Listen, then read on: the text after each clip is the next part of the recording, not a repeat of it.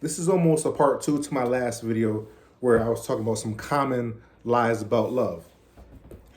And I was getting to the point where I was talking about you have to have boundaries, right? People think that when you're in love and as you get into marriage that there aren't any boundaries. You still have boundaries. There are still things that the person you're with shouldn't do, shouldn't bring up, right? You don't introduce anybody else into your marriage. You don't bring anybody else into your relationship, right? Because two is company, three is a crowd, as they say. I'm just using that analogy because I think it fits right there. You don't bring anybody else into your relationship that the two of you don't agree upon. All right, and get this. I even go this far. You don't bring in your friends. You don't go and say every last thing that you and your man has to deal with to your best friend. Not everything. I know some things are gonna come up, but there's some things that have to be private because there's some things that people can't understand about your relationship, right? There's something about your dynamic that not everybody is privy to, right? There are things in my own marriage that I'm not gonna allow the world to interfere with because it works for me and my wife, right? We agreed upon certain things that may not work for everybody. So you don't allow just any old anybody to come in, unless we're talking about a marriage therapist, a marriage counselor, something like that to help the two of you. That's a neutral party, right? You don't bring in people who can come in with a bias. Your friends, your parents, right? There's some things you can discuss, and there's some things that just have to remain private between the two of you. I'm not saying that you keep. If you're getting hit upside your head, you don't keep that to yourself. I'm talking about some daily dynamics, right? You may have an agreement based on your own trauma, based on his own trauma. Y'all may have come to an agreement where we're not going to raise our voices at each other because that's how we grew up. That may be one thing you may say. Now, to an outsider, well, what do you mean? Like, everybody gets to argue sometimes, so that's crazy. That doesn't make any sense. It's unrealistic. You two shouldn't be doing that. There you go. Now that's somebody who can alter an agreement that you had with your man, that you had with your husband, that you had with your wife, that you had with your girl. But it makes sense to the two of you and your dynamic and your relationship because you two understand each other, right? And that's what is required in a marriage. There has to be some form of insulation, right, from the outside world as much as you can, because it's you two and God. And only when things get a little bit too rocky do you bring in a professional. Don't pull your friends into all your stuff, because you could argue with your man today and love him tomorrow. And they done got all flared up and all angry. And especially with parents might hold a grudge. I'm sorry for y'all parents. Parents may hold a grudge. Listen, don't hurt the messenger. Parents may hold a grudge for years against somebody. But he cleaned up his act or she cleaned up her act.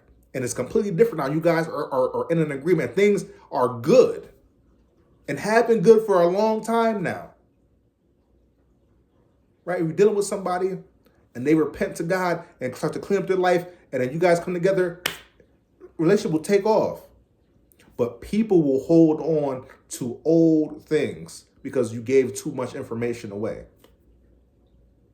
So especially as your relationship begins to grow and begins to get deeper, there are certain things that you keep to yourself. All right, so boundaries. That's one thing. Another thing I want to talk about is this notion or this idea about sacrifice.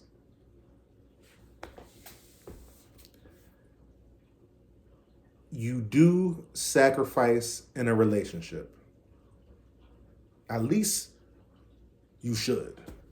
You should. There's something that you will have to give up or have to compromise, even if it's the amount of friends of the opposite sex that you have,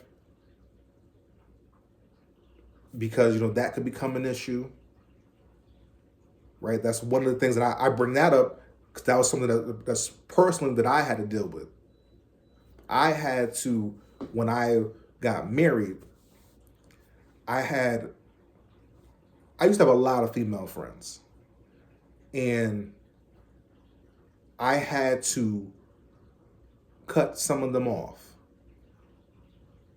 because as I learned, I'm like, okay, these relationships are inappropriate, right? Because I had some female friends, and because I was a night owl, they would call me late at night. Hey, what's going on? What's going on? And at this point, they were innocent calls. But come on, you have somebody calling you late at night on a consistent basis, they're the opposite sex, and you're married. That doesn't make any sense. It doesn't. And that's one of the things that I had to learn. Especially as being a former womanizer, that's like I had thought I could kind of separate the two at the very beginning. And my wife was like, "Oh no, brother. Oh no, no, no, no, no, no, no, no, no, no, no. Would you want me talking to men all kinds of the night, friends or not?" That was a sacrifice, but it made sense, right? And it strengthened our relationship. So I say that, and the only reason why I bring that up is I say that to give you a real example on there will be some sort of compromise. With that, there's a sacrifice. Those friends had to decide whether they still want to be my friend or not. And some are friends at a distance, might send me a message every once in a blue, and some decided, yeah, you know what, I don't want to talk to you. I don't want to talk to you no more, which is fine. We're adults. It makes sense. You're involved with somebody. I'm married. You're probably or I have one friend who actually got married too. It makes sense. It makes sense. You gotta do what you feel right for your marriage. So there's a sacrifice there. But you also have to have wisdom. All right? Do not sacrifice for the sake of just sacrificing. If you're in a situation where it's one-sided and your man wants you to sacrifice your friends, your family, your dog, your fish, your favorite pair of shoes, your favorite wig. I don't like that wig. Wear your hair curly. I'm being kind of funny, but at the same time I'm being serious. And then you ask him, hey, you text a lot of females, and it's not business related or anything like that. It's not for your job or anything like that. You just be texting them all hours of the night. I saw you texting while you were in the bathroom, and I looked at it, and it was Keisha on there, and I heard a song by Drake, Keisha, do you love me? So I'm sad. I feel very uncomfortable.